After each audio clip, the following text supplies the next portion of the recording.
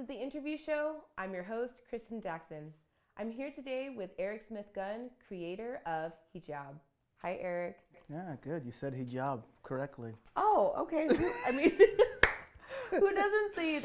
How Believe me, there's really? a lot of people that say it wrong. They say hijab or Hijab, okay. yeah, or hiccup or something like that. Whatever. I don't know. Whatever. Okay, so why did you name this series Hijab? Well, it's really not it's a play on words in a sense. Mm-hmm. I meant hijab not as the actual clothing, but I kind of meant it as a metaphor. Mm-hmm. In a sense, we cloak ourselves. They wear this hijab as a statement. Mm-hmm.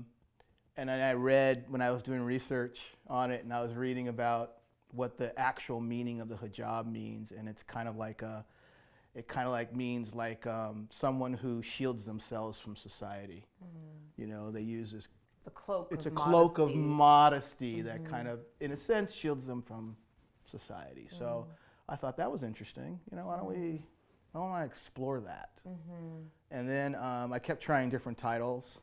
Nothing worked. Mm-hmm. So I just said, let's roll with this, see what happens. I mean, is that normally how it goes for you? You just say, you're going to roll with something obviously as loaded and as controversial as a name, a garment, a religion that is extremely, in the eye and in the mouths of people in our nation, especially in this time. Right. Tell me more about that. Well, I kind of like when I was starting a story, mm-hmm. It kind of started off as a dream. Mm. And I dreamt about me on the Metro rail station. Mm-hmm. And I saw this guy who I assumed was a suicide bomber. Mm-hmm. So then I got on the Metro rail with him together. We both got in together, and during the whole dream, I kept watching him, like, what's this? Yeah, like, what's this guy? Yeah, is this guy gonna do something? Yeah. Is he gonna harm me? It's all about fear, you know. So then I saw him preparing like stuff, like he was gonna do something, but I woke up. And so I was sitting there going, okay, what did that mean? So I always write down my dreams. I'm always like, okay, this is my dreams. Okay, I'm talking in my phone. Okay. Memo time. Yeah, exactly. Memo time. Yes. So I got on there, I talked into my phone, and I was basically saying, I had this dream, and this is what happened. Mm-hmm. And then, so then I went from there, basically. And so I didn't really think at first in terms of society how I would affect people, honestly. I'm always coming from the core of the truth of the characters. Yeah. And how are they speaking to each other? And I always come from that place first. Right. I can't think in broad terms because I have really no idea how anybody's going to accept this story. Right. To be perfectly honest with you. So I started from there, and then I started building a story based on that dream. Yeah. So Rania originally was that person. She was on the Metro rail. I was going to ask you about that. Yeah. That was Rania is really it's different. She's a woman, and in the first opening scene, we're introduced to her. Oh, right. It's like this super jarring scene where you don't know if she's either experienced something or if she's the perpetrator behind it. Right, exactly, and that's what I kind of wanted to express because. And I'll get to that point later, is that when I had that dream, the first thing I thought about was judgment. Mm-hmm. Like, how dare I think this guy? It's a lens. Yeah, for sure. How dare I think this guy is a suicide bomber? For just existing over there, yeah. Hello, so what was I thinking? So then that's why I said, you know what? I need to examine myself. What the hell is going on with me? Mm-hmm. What kind of bullshit is that? Right? Like, what is that? And because I pride myself as being a person who's very open-minded, who's kind of culturally sound, and who does. Yeah, I know that must have shaken you to the core. You're like, oh, Yeah, it's like, damn, I got who some. am I? Yeah, exactly. I got some stuff going on. I got Yeah. to deal with. So that's what prompted me to write this story. So, like I said, like my wife mentioned, she said the original story was basically a short about this girl who was a British Muslim at the time, who saw this guy getting on the Metro rail that she thought was a suicide bomber. And it was the interaction between those two. And their story kind of came out of her trying to strike up a conversation with him, trying to figure out who he was. And then he does end up being a suicide bomber. And that's why my wife was like, after my wife read it, she's like, oh, it's a good story, but we ain't doing it. right? Right, yeah. It's like, she just got really scared, and she's just kind of like, no, that's just not. And I had other people read it, and the biggest thing that most people said was that you're kind of making this guy a hero. Ooh, wow. They thought you were making him a hero. Interesting. The way the original script was, because he kind of was charming. He was very charming. He was very intelligent.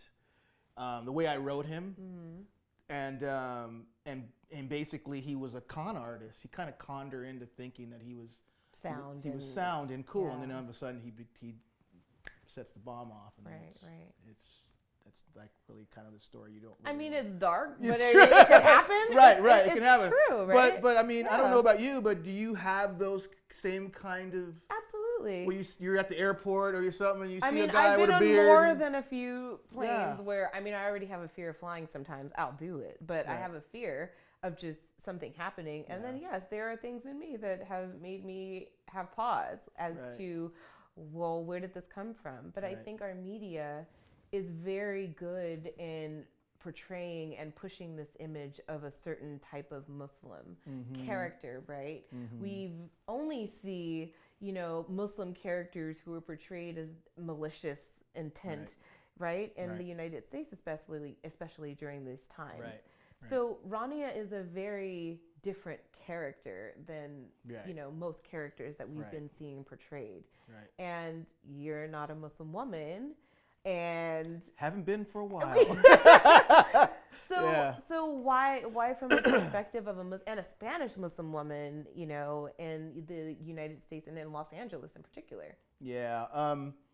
Well, the Spanish part came from when I went to Spain, and me and my wife, we traveled to Spain, and our stepdaughter lives there in Spain. And when we were there, we saw a really huge Moorish population there, and it was awesome. It's in everything. It's in everything. It's ingrained in the culture. So that's probably where that came from.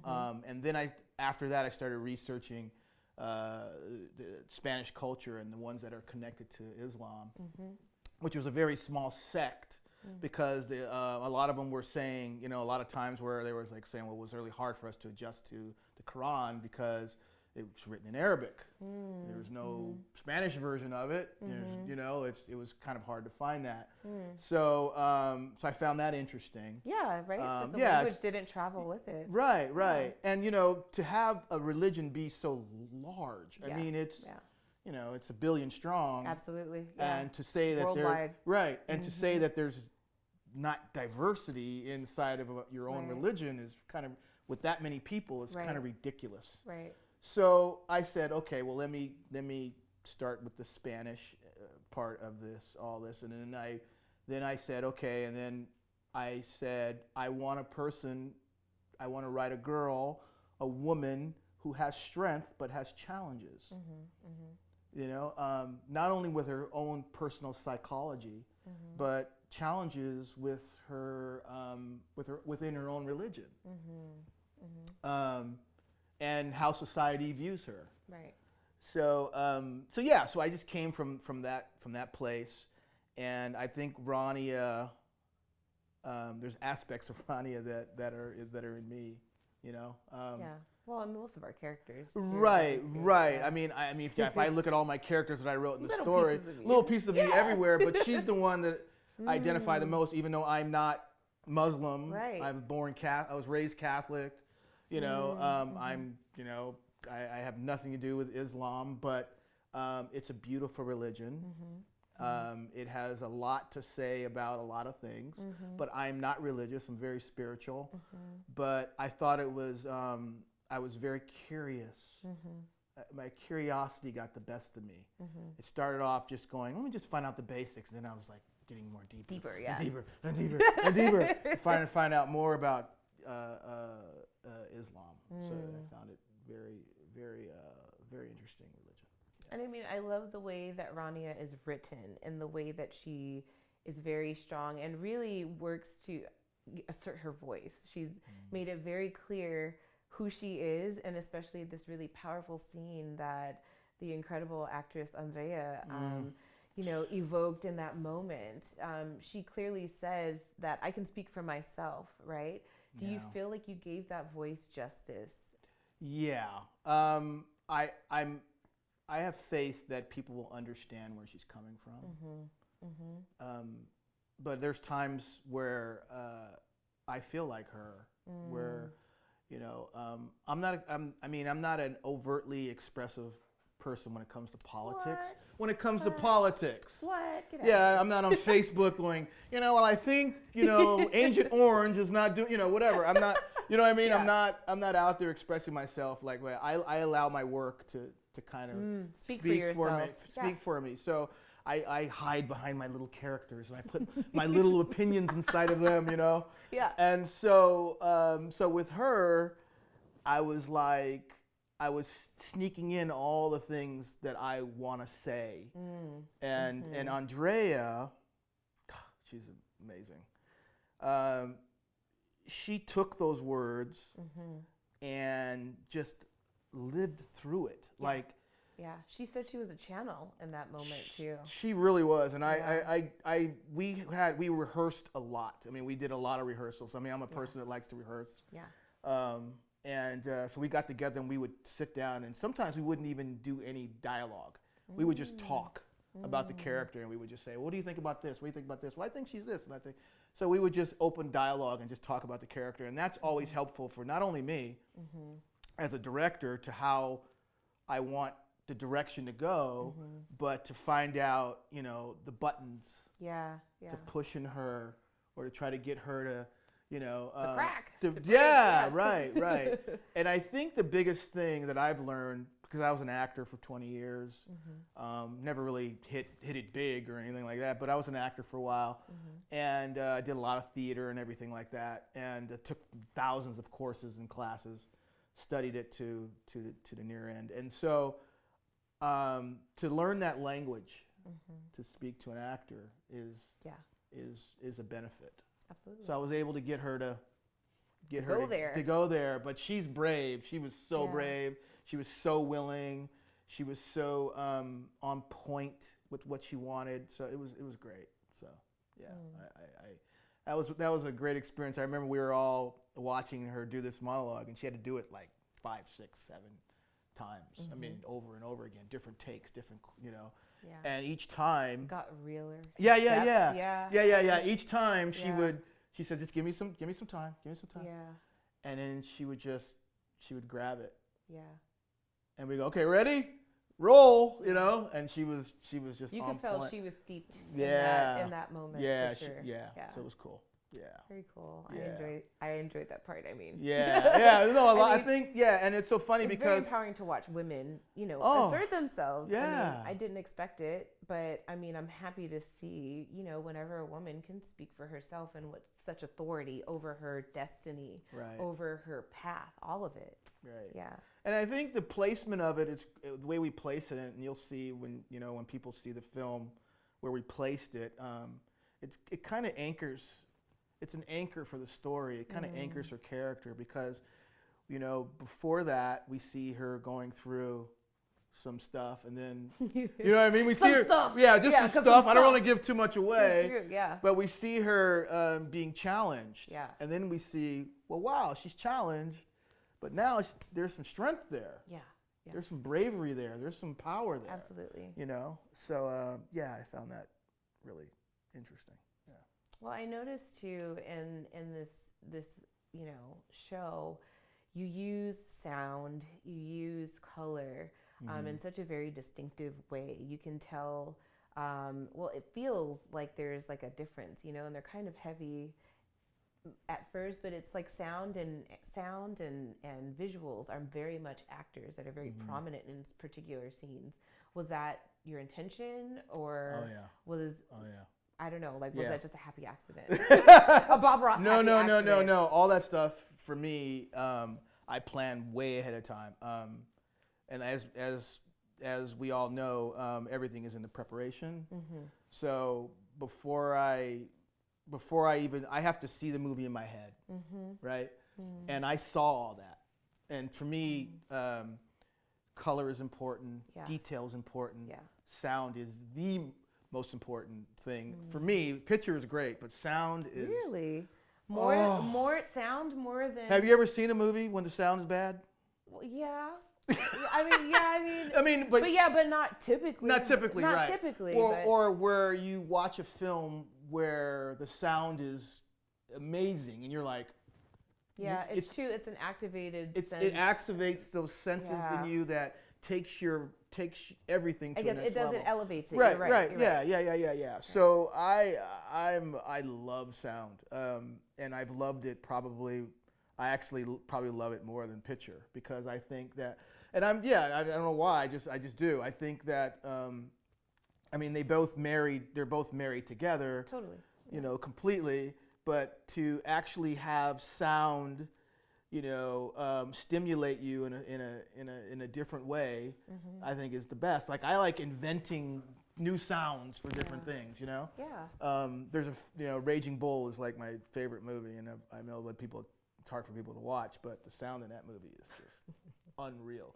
Listen to go home. Okay. Or whenever you have a chance, do your homework. Yes. Watch Raging Bull. Okay. Put your headsets on. If you ever have an opportunity, put your headsets on. Okay. And you're gonna hear sounds that you recognize, but you don't know what they are. Like elephant sounds, and sounds of elephants and cows, and bells and drums, and you just won't recognize. So anyway, yeah. I mean, you went there. You had such bold visuals too, and it was very drawing. Was this it's like a terrifying project to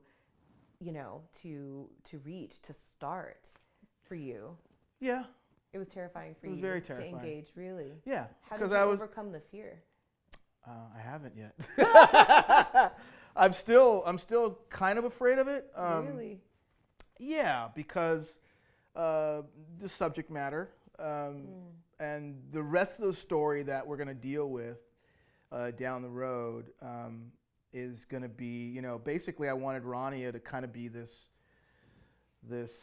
religious detective where, I don't know if that's the right term to use for it, but I wanted her she's kind of going to be this person who's going to go around and trying to help people find their loved ones who are radicalized.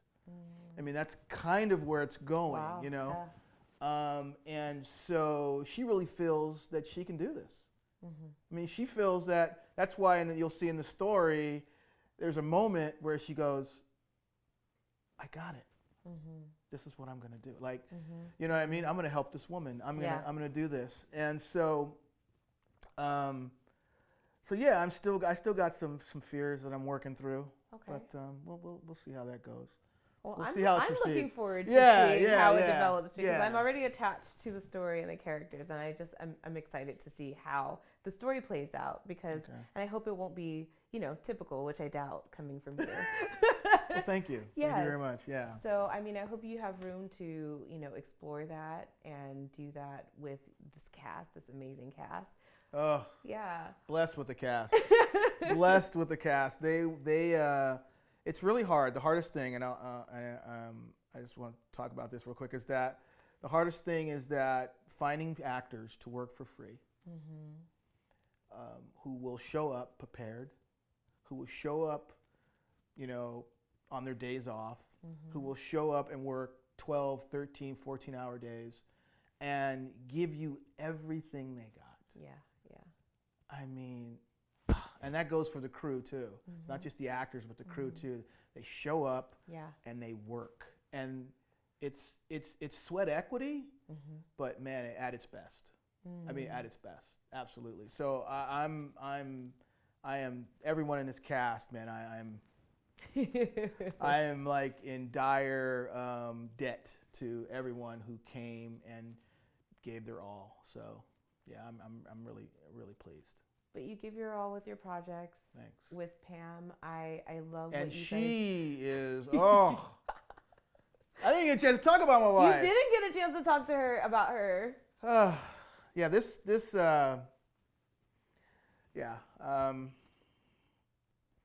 wouldn't be possible.